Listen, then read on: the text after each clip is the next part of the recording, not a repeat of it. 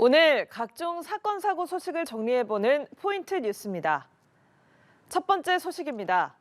아내를 둔기로 때려 숨지게 한 혐의로 재판에 넘겨진 대형 로펌 변호사에게 법원이 징역 25년형을 선고했습니다. 법원은 피해자가 당한 신체적, 정신적 고통이 얼마나 큰지 가늠할 수 없다고 질타했습니다. 이채연 기자입니다. 대형 로펌 출신 미국 변호사 현모 씨는 지난해 12월 이혼 소송 뒤 별거 중이던 아내를 살해한 혐의로 체포돼 구속됐습니다. 혐의 인정하시나요? 우발적으로 살해하신 건가요? 이후 재판에 넘겨진 현 씨는 상해치사를 주장해오다 결심 공판에서야 늦게나마 미필적 고의에 의한 살인을 인정했습니다. 범행 당시 정황이 고스란히 담긴 42분짜리 아내의 휴대전화 녹음 파일이 법정에서 일부 재생되기 직전이었습니다. 1심 법원은 현 씨가 아내를 둔기로 구타하고 목을 졸라 살해했음이 모두 인정된다며 징역 25년형을 선고했습니다.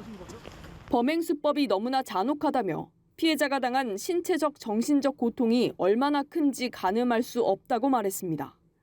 계획적 살인으로 볼 수 없지만 그렇다고 우발적 범행이라고도 볼 수 없다며 피고 측 주장을 조목조목 지적했습니다. 특히 재판부는 현 씨가 범행 뒤 119 신고가 아닌 아버지에게 전화를 걸고 자녀를 범행 장소에 있게 했다며 아이들이 커서 어떤 반응을 할지 생각하면 정신이 아득하다고 드물게 개인적 심정을 밝히기도 했습니다.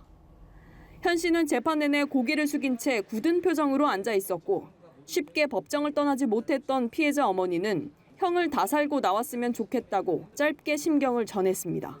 판결 자체에 대해서 비난하기는 어렵지만 조금은 아쉽다라는 말씀을 드리고 현재 친권에 관련된 소송을 제기한 상태고 과연 피고인이 25년 뒤에 나와서 아이들을 양육하는 것이 바람직한지에 대해서는 앞서 무기징역을 구형했던 검찰은 판결문을 검토한 뒤 항소 여부를 결정하겠다고 밝혔습니다. 연합뉴스 TV 이채연입니다. 두 번째 소식입니다. 충북 청주의 한 시장에서 물건을 대량 구매하겠다며 상인에게 접근한 뒤 금품을 갈취하는 일이 벌어졌습니다. 용의자는 잠시 후 가족과 다시 와서 대금을 주겠다면서 상인을 속였는데요. 수법이 교묘해 주의가 필요합니다. 천재상 기자입니다. 검은 옷을 입은 여성이 가게 판매대에 놓인 반찬들을 유심히 살펴보더니 반찬을 하나 집어들고 가게 안으로 들어갑니다. 평범한 손님으로 보이는 이 여성, 시장 상인을 속여 소액의 금품을 뜯은 사기 용의자입니다.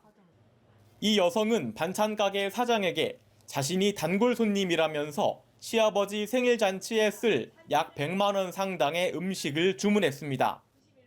그러더니 지갑과 휴대전화를 놓고 왔으니 반찬값은 나중에 주겠다며 4만 원어치의 음식을 외상으로 가져갔습니다. 무척 자연스러웠어요. 자연스럽고 뭐 하나 의심할 여지가 없었어요. 정말로 내가 그래서 어머나 요즘 보기 드문 효부네 그래서.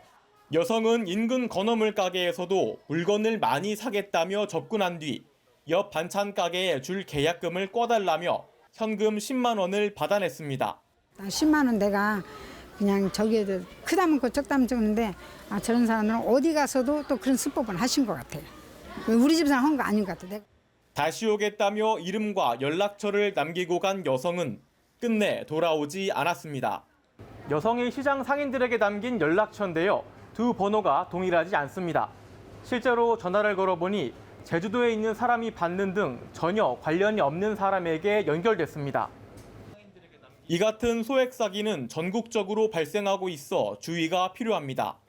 올해 3월 전남 무안군과 지난 2022년 대전에서는 각각 1년 동안 정육점과 젓갈 가게 등에서 대량 구매를 빙자해 택시비 등 소액을 갈취한 범인들이 경찰에 붙잡히기도 했습니다. 소액이다 보니 신고를 하지 않는 경우도 많아 실제 피해는 더 클 것으로 예상됩니다. 경찰은 대량 주문을 받더라도 대금을 받기 전까지는 금품을 건네지 말아야 한다고 당부했습니다. 연합뉴스 TV 천재상입니다. 다음 소식입니다. 경기 안양 우편 집중국에서 승강기 교체 작업을 하던 근로자 2명이 승강기와 벽체 사이에 끼이는 사고가 났습니다. 이 사고로 한 명이 숨지고 한 명이 손목 부위에 중상을 입어 병원에서 치료를 받고 있습니다.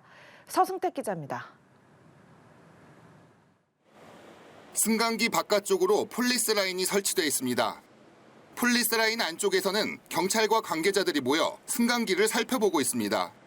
사고가 발생한 건 오전 9시 5분쯤 경기 안양 우편집중국 건물 1층 승강기에서 50대 작업자 A씨와 60대 작업자 B씨가 끼이는 사고가 났습니다. 작업자들은 우편집중국 건물 1층에서 노후 승강기를 교체하기 위해 현장에 투입됐다가 변을 당했습니다. 이 사고로 머리 부분을 크게 다친 A씨는 병원으로 옮겨졌으나 숨졌습니다. 함께 작업을 하던 B씨는 손목 부위에 큰 부상을 입어 병원에서 치료를 받고 있습니다. 사고는 노후 승강기 교체를 위해 1층에 멈춰있던 승강기를 작업자들이 철거하는 과정에서 발생했습니다. 작업자들 사이로 승강기를 잡아주는 무게추의 프레임이 갑작스럽게 떨어졌습니다. 당시 작업자들은 헬멧을 모두 착용하고 있었지만 무게추의 무게가 230kg에 달해 사고를 피하지 못한 것으로 전해졌습니다. 사고가 난 승강기는 설치한 지 20년이 지난 것으로 추정되고 있습니다. 경찰은 주변 CCTV와 목격자 등을 통해 정확한 사고 경위를 조사하고 있습니다. 연합뉴스TV 서승택입니다. 마지막 소식입니다. 다음 달 대선과 총선을 함께 치르는 멕시코에서 갑작스러운 돌풍에 선거 유세 무대가 무너졌습니다. 무대 위에 있던 후보는 무사했지만 여성과 어린이 등 9명이 숨졌습니다. 한미희 기자입니다. 가설 무대의 천막이 강한 바람에 펄럭입니다. 사람들이 비명을 지르며 달려가고 현장은 순식간에 아수라장으로 변했습니다. Vi que venía la estructura, me agacho donde quedó la lona y dije, a ese no me va a pegar. Entonces me quité a un lado cuando vi que toda la gente la estructura se le vino encima de la gente y ahí se quedó tirada. 멕시코 중도좌파 정당인 시민운동당의 유세 중 갑작스런 돌풍에 대형 임시무대가 무너진 겁니다. 무대 위에 있던 대선 후보는 무너지는 시설물을 가까스로 피해 크게 다치진 않았지만 여성과 어린이 등 9명이 숨지고 120여 명이 다쳤습니다. En cuestión de segundos hubo rachas de viento muy fuertes, sobre todo en los municipios pegados a la Sierra Madre. Y desgraciadamente ocurrió una tragedia que se lleva vidas humanas. 가르시아 주지사는 어떤 경로로도 돌풍이나 강풍에 대한 예보가 없었기 때문에 누구도 예상하지 못했다고 말했습니다. 그러면서 피해자들의 장례비와 치료비는 물론 부모를 잃은 미성년자들의 장학금까지 전액을 지원하겠다고 밝혔습니다. 해당 지자체는 대선 후보가 참석하는 10,000명 규모의 정치 행사였던 만큼 행사장 관리는 평소보다 더 철저히 진행했다며 무대 시설 역시 정상적으로 설치하고 점검했다고 밝혔습니다.